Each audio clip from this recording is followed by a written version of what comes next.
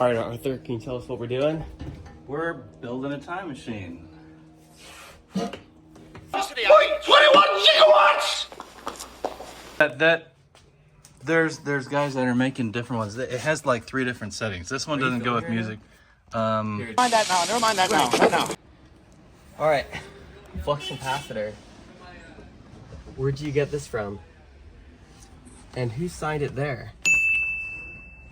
So again, like everything, it's a combination of things. The box I found on eBay. These parts up top, these are all castings right now. I hope to replace them with the actual parts. The inside is a whole mix. I had a friend of mine help me with the electronics. We just wired it ourselves. The glass tubes in there, those are almost impossible to find. Those are real glass tubes. So that was a lucky find. Those brass bases back there, you'll never notice, but there's a guy, I think in Italy, who put those together. Actually made them out of brass.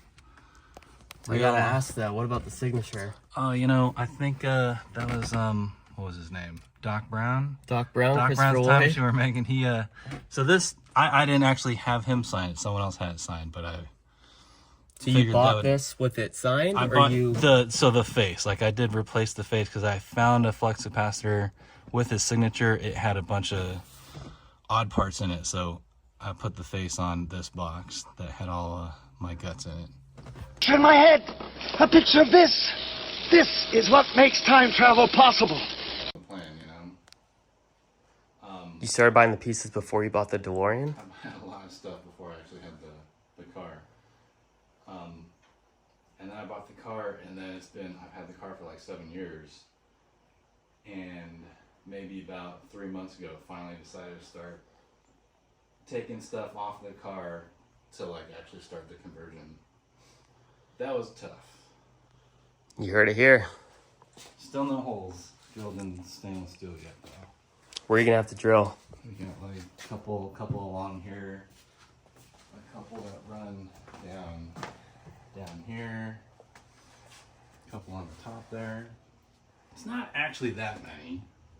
It's probably about like 50, maybe 100 holes they actually have to drill. So once you do it, you can't go back. All this will be, you know, Swiss cheese with a bunch of holes on both sides. Right. But then the parts will go on and they'll never come off, so. There you go.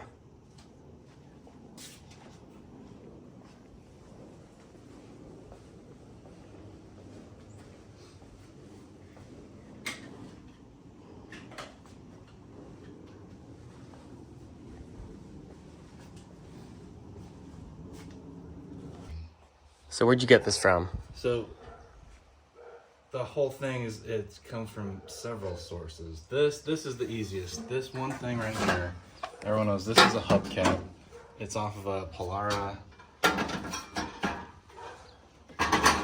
Those are pretty easy to find. You get like 50 or 100 bucks on eBay. This thing is a huge pain in the ass. Most people will have plastic castings, or one guy started making these out of aluminum. I was lucky, a guy, Gary Weaver, had this cast for me. So that's solid metal, that's nice. These little heat sinks, got those at Apex. That's the place where a lot of the original parts on the original time machine were purchased. So it's cool just having anything that's from the source, you know, where the original parts came from. This is there's a guy named James who has all kinds of aluminum parts now. CNC cut, so he had these cut out of aluminum. He actually makes this out of aluminum as well. These are original oil separators. A lot of people have those fixed. Those are legit. These hoses, impossible to find, and a guy, Matt Bedogny, who actually passed away last year. He made those for me, and he made these hoses on the side for me. So, you know, it's a combination. Nothing comes from one source. Everything's like a mix. Just Frankenstein together a bunch of weird parts from random people and random places. Right. Literally all around the world. This comes from London. These came from New Zealand. This was from eBay. No one can build one of these 100% by themselves. As much as they like to say so, everything is like that. Everything comes from different people literally like around the world. Totally. Where did you get this from?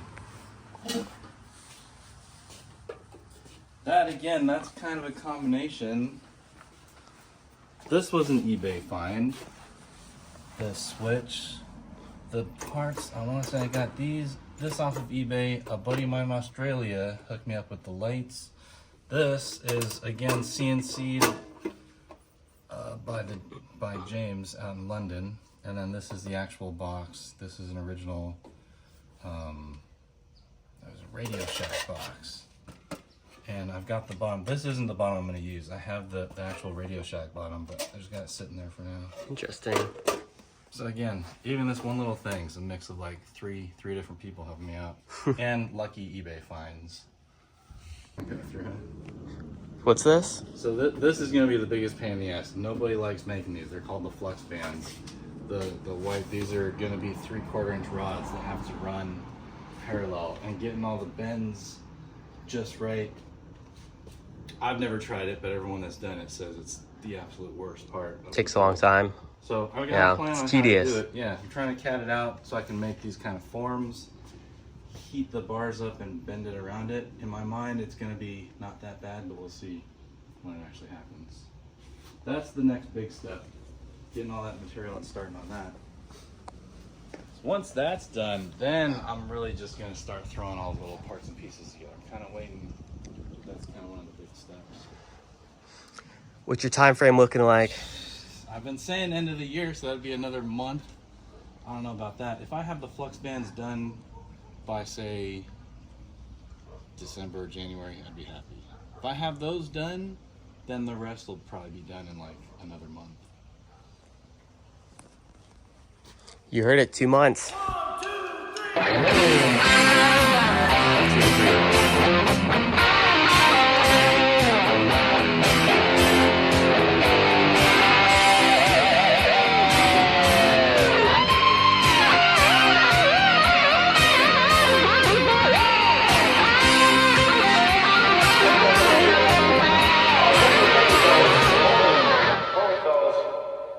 I'm afraid you're just too darn loud.